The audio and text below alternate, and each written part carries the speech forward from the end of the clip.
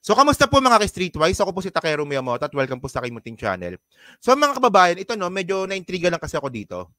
So, alam ko naman na medyo malaking problema po talaga yung cybersecurity, especially nga po sa mga kabataan regarding nga po sa mga sensitibong topic po na to. Pero, nung nabasa ko nga po itong balita na to, ang unang pumasok agad sa sarili ko, si Kibuloy. Hindi nga, kasi ito no, sabi ito ni PBBM mismo no. Inano ko lang no, kinross out ko lang kasi bawal po sa YouTube kasi ito eh. Mahigpit po yung YouTube sa akin ngayon eh. So sabi dito ni PBBM sa mismong Facebook niya no, in our relentless pursuit to end the sexual exploitation of children, we stand firm. We'll protect our children and we will show no mercy to offenders. So tungkol po ito sa mga offenders ng mga bata, sexual offenders. So nung nabasa ko to kanina, kung unang pumasok sa sa utak ko, teka lang, parang si Kibuloy to ha. Yan no? So ngayon, merong programa si PBBM ngayon, diyan nga po sa mga offenders. At alam naman po natin na si Kibuloy nga po, di umano, ay mahilig po sa mga bata. So ngayon, okay. So ito, sabi dito, no? We will enhance our data. So, okay na yan, no? So, ito. So, regarding po kay Kibuloy kasi, okay, ang update kasi sa kanya, yung kaso niya nga po sa Davao City, di ba merong naka-file na kaso sa Davao City? Okay? Ayan nga. Hindi ko lang kasi mabanggit ng maayos eh, kasi bawal kasi eh. Pinagigpitan ako ng YouTube sa mga ganyang klase mga ano eh. Kaya nga hakbang ng mautog eh. O nakalimutan ko sabihin kung bakit hakbang ng mautog. Kasi nga, kasama si Kibuloy. Di ba si Kibuloy mautog din? Mahilig sa bata. Minor pa, no? So ngayon, ang update ngayon dito mga kababayan, okay, yung kaso nga po ni Kibuloy sa Davao City, ngayon po ay nilipat na rin po sa Pasig. So ibig sabihin nun, para hindi naman maimpluwensyahan yung kaso ni Kibuloy, yung kaso po nilipat sa Pasig. Yung bailable case. Kasi yung non-bailable na sa Pasig, pero yung non-bailable na sa Davao. Pero para mas maganda yung pag-file ng kaso, para kung sakali man na mahuli si Kibuloy, at least isang lugar na lang. Kasi nakita rin naman nakita ko rin kasi ito eh. Na kung sakali na mahuli si Kibuloy, and then magpuproceed na yung kaso, ang hirap naman sa kampo ni Kibuloy na pupunta siya sa Davao and then pupunta siya sa Pasig para po sa kaso. So mas maganda isang lugar na lang. Total naman, pag nahuli naman si Kibuloy, makukulong naman yan kasi nga po non-bailable. Okay.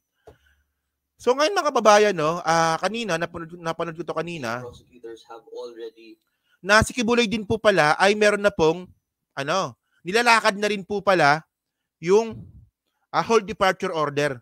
So hindi na rin po siya pwedeng lumabas ng bansa. Kasi may mga nagtatanong kasi sa akin kung ano na nangyari kay Ulap. Una, hindi ko pa na-gets eh. Sino ba yung Ulap na yan? Yun pala si Kibuloy pala yung Ulap. Anak ng Ulap pala to, no? So, ito na, panoorin natin to already filed their motion to issue a hold departure order. These are normal legal processes that the prosecutors are very used to. So once you have a respondent or an accused that is a flight risk, especially given the resources that this person has, then the prosecutors are very diligent in making sure that doesn't happen. No, that the accused is able to leave the country without actually facing the allegations in the proper forum. Ayan na. So malino mga kababayan, yung update nga po kay Ulap ay tawag nito, hindi na siya pwedeng makalabas ng bansa kapag ito po ay nag-proceed na. And then mga kababayan, yung isa pa dito, no, baka next week din po kasi, no, Kibuloy gun permit revocation may be approved this week. So baka next week. Baka next week mo. So yung kasi alam naman po natin na meron pong 19 na paputok si Kibuloy. At yung iba pa nga po dito ay wala ring lisensya. I think may git may git 30 at may git kumulang na 30 nga po yung mga paputok ni Kibuloy. So, next week matanggal na rin po ng lisensya yung mga yan. Di ba? So sabi naman dito, no, sabi ito ni Jean Fajardo, yung PNP spokesperson, no, malinaw naman po na may basehan po itong recommendation ng FEO, Firearms and Explosive Office. But hintayin po natin yung formal na pagpirma po ng ating PNP chief. So pipirmahan na lang pala, no? And hopefully within this week po ay lalabas na po yung approved decision po ng ating PNP chief. So ano ba ngayon? Huwebes. Sana bukas na pirmahan na. And then mga kababayan, so ang tanong ngayon dito, asa na si Kibuloy? Ay, ang tanong dito, asa na ba yung tao? Pero mga kababayan kasi, ito, bagong video lang ito nakita ko. So ngayon, hindi na nga po makita si Kibuloy, pero patuloy pa rin yung mga supporter niya at naniniwala po kay Ulap na si Ulap po ay appointed son of God. At umabot po ito hanggang New York. So ibig sabihin nito mga kababayan, hanggang ngayon, meron pa rin pong naloloko si Ulap. Si Ulap, si Kibuloy. Alam niyo naman siguro kung bakit Ulap, di ba? O kapag hindi niyo alam, press 1, kukwento ko ulit kung bakit Ulap. So ngayon to, no, so panoorin natin to, So ito nga po yung ito po nga po yung video nga po na papakita ko sa inyo na umabot nga po ito hanggang ngayon, hanggang ngayon. Meron pa rin po siyang follower sa New York. Si Brad Jerome, hindi mo alam kung bakit Ulap? Ay nako, ba yan? Lagi ka nandito hindi mo alam? Oh. Ito, marami kasi nag-press 1. Sige nga, kwento nga natin kung bakit naging Ulap. Marami nag-press 1 Sige, pagbigyan natin kung bakit Ulap. Kasi mga kababayan, ang turo po sa religion ni Kibuloy, ito lang, kukwento ko lang, sa mga hindi lang nakakaalam. Kasi may mga nag-press 1 So mga kababayan po kasi, si Kibuloy po, nung pinanganak, at ito po yung tinuturo nila sa kanilang mga miyembro. Na nung si Kibuloy po kasi, nung nanganak po yung nanay niya, yung gabi naging umaga. Oo. And then, meron pong nagbabantay na agila sa labas ng bahay nila sa may puno. Malaking agila daw po yun. And then mga kababayan, habang umiiri po yung nanay ni Kibuloy, sa mismong kwarto, andun po yung ulap, dumating po yung ulap sa loob mismo ng kwarto. At dun po nakasakay po yung Diyos sa ulap. Hindi nga, sa hindi lang nakakaalam, ayun po talaga yung turo kay Kibuloy. Ayun talaga. So habang umiiri po, yung nanay ni Kibuloy, yung ulap dumating, binabantayan po, yung paglabas nga po ng ulo ni Kibuloy sa puwerta ng nanay niya. So nung lumabas nga po si Kibuloy, ang sabi ng ulap, anak ko yan.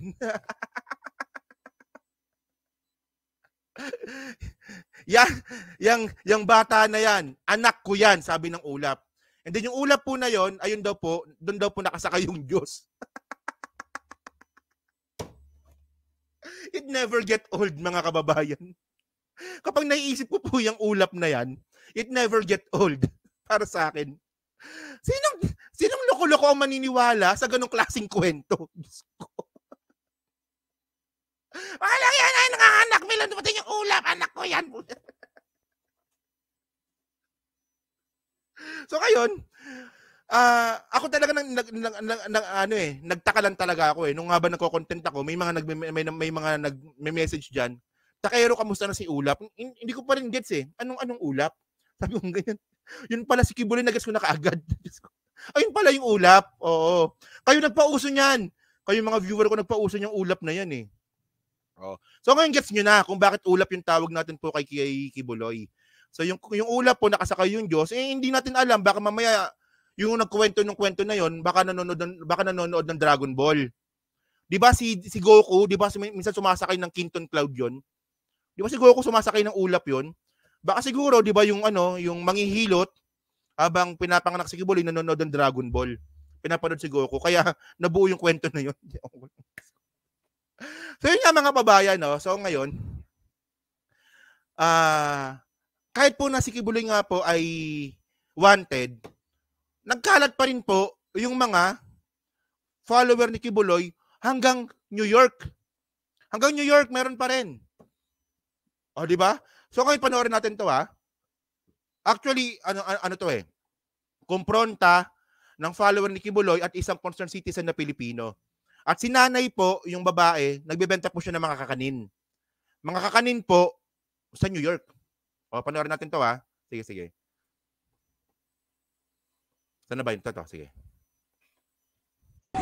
Manood kayo ng mga balita para alam nyo kung ano yung ginagawa sa mga tao. Oo, kaya nga hindi mo alam ngayon yun kasi nagbibingi-bingihan kayo, nagpapaloko kayo sa mga taong anti-Christ. Yan yung ginamit ng demonyo para maghasik ng mga kaloko. Grabe naman si Kuya, ang tawag niya kay Kibuloy, Antichrist. Grabe naman.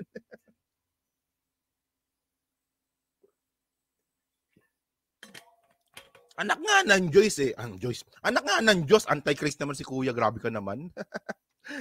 Hindi nyo nga natin. Yan yung ginamit ng demonyo para maghasik ng mga kalukuhan dito sa lupa. Isa na kayong biktima doon. Huwag kayong mag-judge. Kaya naaawa ako sa inyo. Huwag kayong mag-judge. Naaawa ako sa inyo sa ginagawa niyo. Isipin nyo, taglamig, gusto, tagulan. Hanggang kayo na naaawa ako sa inyo. Huwag kayong mag-alala mo. Kami na yung personal na namin ho yun. Wala naman kayong pakinabang. Oo nga. Personal na namin ho yun po. Isipin mo yung mga tinitinda nyo yan, nilulungkot nyo yan. Sarili po namin ho yun. Hindi po sa inyo ang pagkatawa. Kaya kawawa kayo. Hindi po kami kawawa. Wala. Kaya dapat mag-isip kayo, manood kayo ng balita kung ano yung ginagawa ng demonyong amo nyo. Sir, hindi pa naman po pa yun. Wala pa yung konstisya. Hindi pa nakuha ng konstisya. Kita nyo, di ba? Talagang ano, no? Talagang, ano pa rin si ate, no? On denial pa rin talaga, no? On denial pa rin mga kababayan si ate, no? Regarding kay Kibuloy. Di ba? Oh. So, mga kababayan, kawawa naman to si ate, no? Nakakulong na nga si Kibuloy. Nakakulong. Wanted na nga si Kibuloy. Hanggang ngayon, pinuprotektahan pa rin nila at naniniwala pa rin sila kay Kibuloy. Pero mga kababayan, dun pa lang po sa kwento ng ulap, alam na po natin na BS na. Di ba sa kwento pala ng ulap eh? Di ba naniniwala yung mga follower ni Kibuloy tungkol sa kwento ng ulap na alam naman po natin na kalokohan yon. Konting gamit lang naman ng common sense na kalokohan po talaga yon. Pero ngayon po, may mga tao pa rin sumusuporta kay Kibuloy. Di ba isipin nyo pala mga kababayan, kayo ba? Kapag kayo ba in-invite, kunwari, wala kayong idea na ay, pupunta ako kay Kibuloy. Hindi ko kilala si Kibuloy. Pupunta ako dun sa simbahan ni Kibuloy. Pag narinig nyo ba yung kwento ng ulap, hindi ba kayo magtatanong na parang ano ba yun? Parang makalokohan ata yung ulap na kwento na yun. Di ba? Dun pa lang aalis na ako eh. Hindi na ako attend ulit eh. Pero ito mga kababayan, si ate, alam niya na yung kwento ng ulap. Tapos, yung pera na kinikita niya, napupunta lang kay Kibuloy, wala siyang pakinabang kay Kibuloy, pero andyan pa rin siya, sumusuporta at nagtatanggol pa rin kay Kibuloy. Di ba? O pati yung diamond ng Nornab, di ba? No, Nornab. Dornab. Dornab tuloy. Nga, continue natin. Sige. Manood kayo ng balita kung ano yung ginagawa ng demonyong amo nyo. Sir, hindi pa naman po pa yun. Wala pa yung konstisya. Hindi pa nakuha ng konstisya. Bibitayin na sa Pilipinas yun. Tapos kayo, nandito pa kayo Si may nagkinagamit sabi mo, kayo. si may sabi bibitayin mo. Binibitay na nga eh. Wala ko, hindi ko siya nakuha doon. Magandang nakakatulong sa mga. Wala naman pa rin po siya. Siyempre, depende mo. Nandiyan yung mga Jesus name! Ano, manis ko? Manis ko. Pinipili sa'yo, yung mga natin. Tuloy. Jesus name. Hawakan ka ng Panginoon para kaalis ka sa ano na yan. Ibalik ko sa inyo yan. Balik hindi po kayo mag-review na wala po kayong karapan na mag-review po sa akin. Naawa lang ako sa'yo ate. Hindi po kayo, huwag kayo maawa sa akin. Kawawa ka. Ayan na, di ba? So, ibig sabihin ng mga kababayan, kahit nga po sa, di ba, kahit nga po sa katakot-takot na nga po ng mga kaso nga po na kinaharap ni Kibuloy, hindi lang po sa Pilipinas, pati rin po sa Amerika, naniniwala pa rin tong mga tao na to. So, ganyan po talaga paano ba? Uto-uto? O walang critical thinking yung mga kababayan natin. So, ang punto nga dito mga kababayan, ito mga simpleng bagay na lang na to, na kailangan lang naman natin gamitan ng common sense, hindi nila magamit. 'Di ba? So ayan lang, 'di ba? So ayan lang, no. So yun lang. So, yun mga babae, no. So ayan po yung update natin kay Ulap. So yan. So dyan po sa 1,000 po na nanonood, so hindi pa po nakakapag-like, palik na lang po ng video po na to dyan po sa Team Replays. So ano masabi nyo nga po dito sa update nga po kay Ulap. At saka regarding nga rin po dito sa mga tao pa rin no, na mga kababayan po natin na patuloy pa rin na nagtatanggol kay Kibuloy. Sa kabila na nga po ng mga, di ba, ng mga anomalya, di ba, pati mga bata, di ba, is, di ba, biktima ni Kibuloy, di ba? So yan, no? So, pa-comment lang po sa baba at binabasa ko pong lahat yan. No? So, thank you po mga kababayan, no?